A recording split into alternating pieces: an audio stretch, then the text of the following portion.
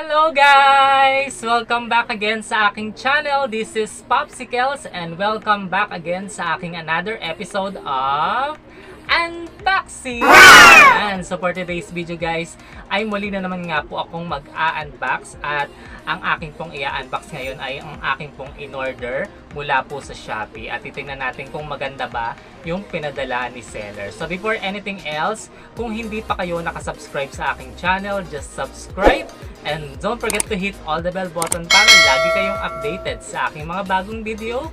So wag na po nating patagalin guys ang unboxing na ito at tara, samahan nyo ko. Let's go!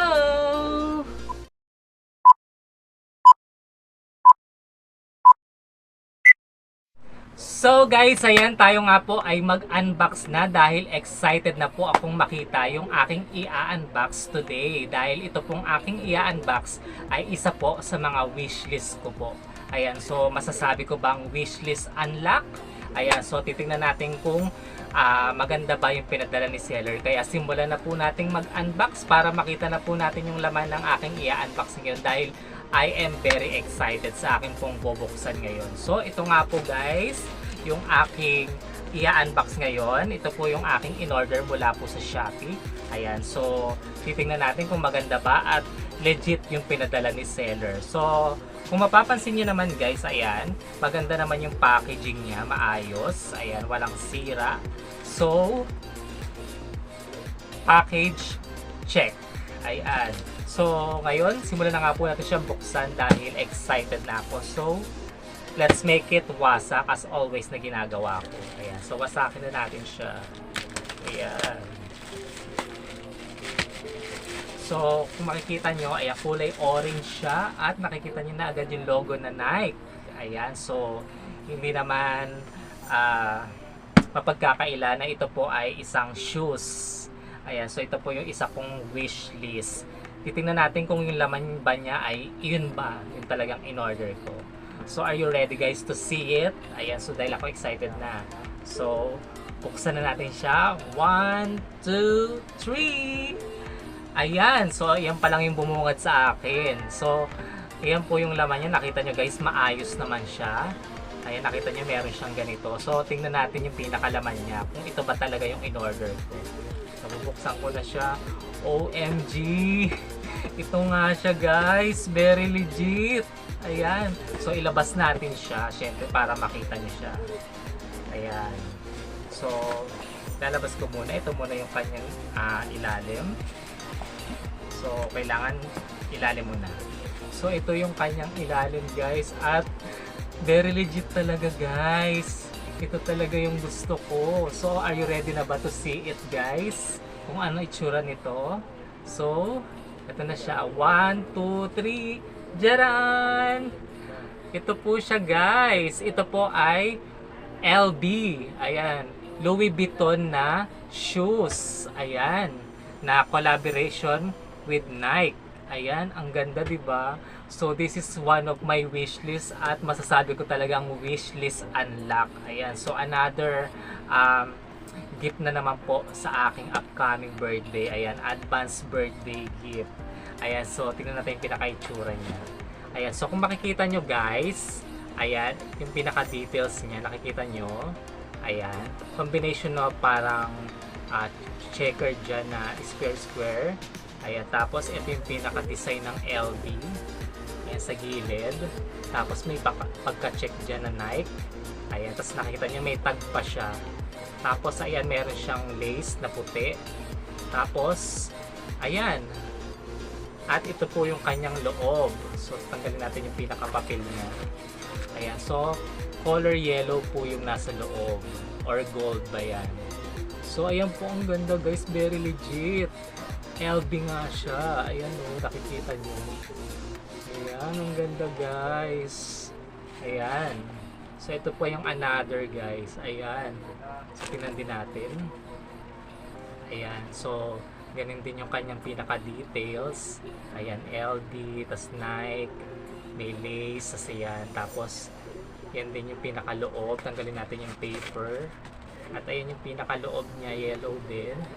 At ayan, made in Vietnam. Ayan. So, ayan guys, very legit. I have my another wish list.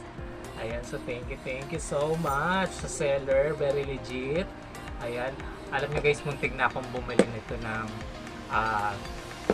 mayroong halagang 1,000 plus eh. Pero nung nakalagay siya sa cart ko is na sold out siya, and then nakahanap ako ng another. So, mas mababa guys. Mas lower ng 1,000 plus. Kaya, siguro ito talaga yung binigay sa akin ni Lord. Pinatipid ako ni Lord, di ba? Kaysa gumastos ako ng 1,000 plus. So, binigyan ako ni Lord ng lower. Ayan. So, alam niyo ba kung magkano ko lang ito nakuha guys? Ito po ay wala pang 500. Sangka pa. Napakaganda. Very legit. Diba? Nasa 400 plus lang siya guys. Napakamura. At ang ganda-ganda. Very legit. O, sa back pa lang. Napakaganda guys. Kaya kung gusto niyo nito guys, i-check nyo na ngayon sa Shopee at mag-avail na kayo. Very, very legit siya. So, ayan po yung aking another wish list, and I hope na gusto nyo yung aking pag-unbox ngayon. Itong aking Louis Vuitton na shoes. Pero, meron din akong another na i-unbox. Syempre, dahil meron akong shoes, bumili ko ng mga accessories niya. Ayan, so, ibalik ko na muna to dito. And then, ito yung kanyang mga accessories. So, buksan natin. Kung nakita nyo naman, nakabalot ng maayos yung ating package. So, make it wasak again. Ayan.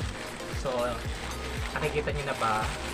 So, ang una pong nandito, ito pong pang-spray guys. Nakikita nyo. So, itong pang-spray na to guys ay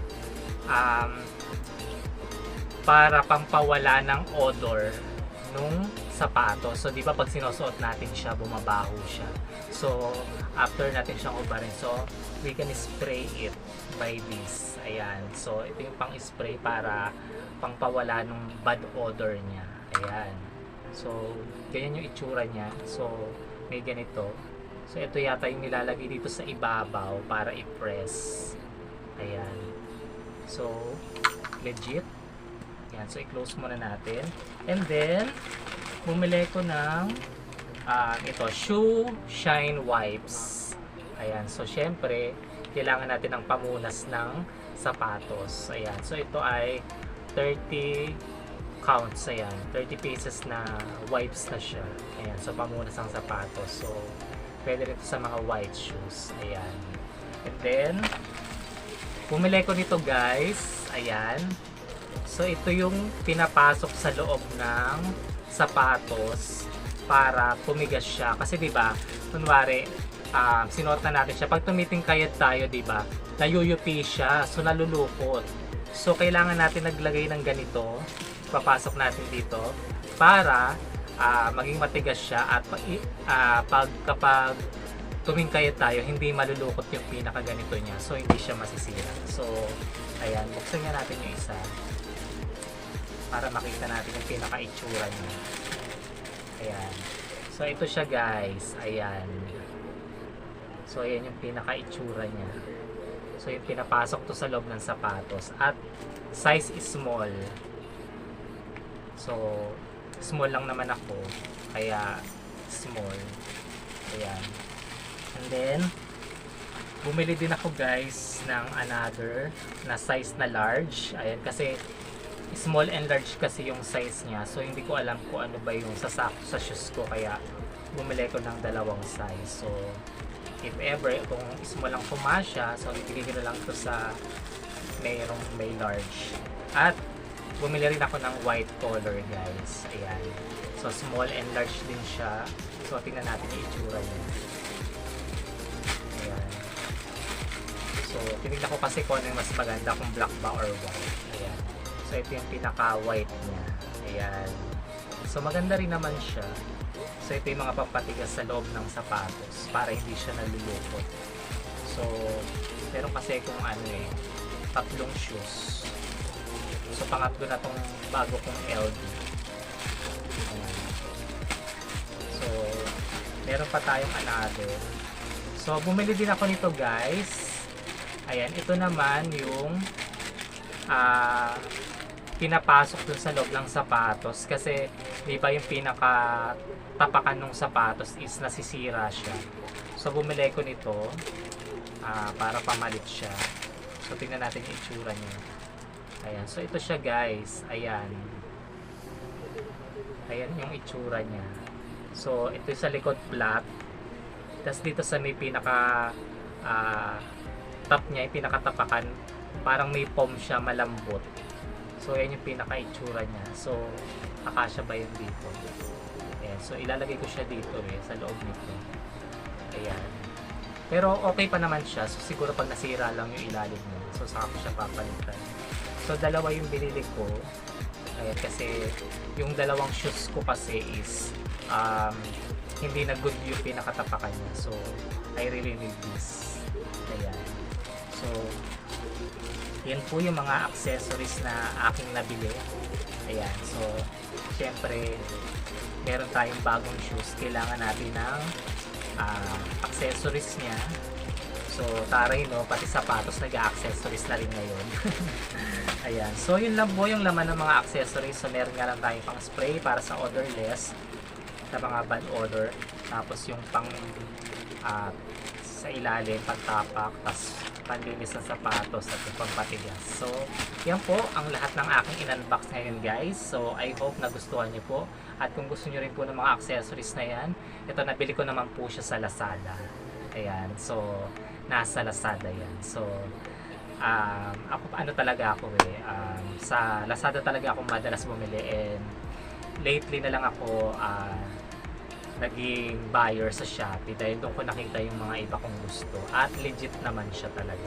Ayan, so hanggang dito na nga lang po yung aking unboxing na ito, and I hope guys nagustuhan niyo po yung aking mga in-unbox today. So don't forget to like, comment, and share this video po, and mega love shoutout po sa lahat po ng mga nanonood dyan. Ayan, thank you so much po sa mga wala niyo pong sawang pagsuporta, and also mega love shoutout po sa mga nananatili kong Popsi Fans members. Ayan, si Jestoni Llamas, si John Marquano, si Len Dragon, si Nick Santos, at si Aris J. Pinay Vlogs. And thank you so much. And also sa mga solid whitey friends ko na si Miss Josa, si Jerbusog Vlogs, si Kuya Juncel TV, si Daddy Chods Tatlong Hari, si KKC15 TV, at si Charles Rosales. Ayan ang ating mga friendship, and many more. Ayan, mega love shoutout po sa inyong lahat. So si si Star Angel, ayan, one of my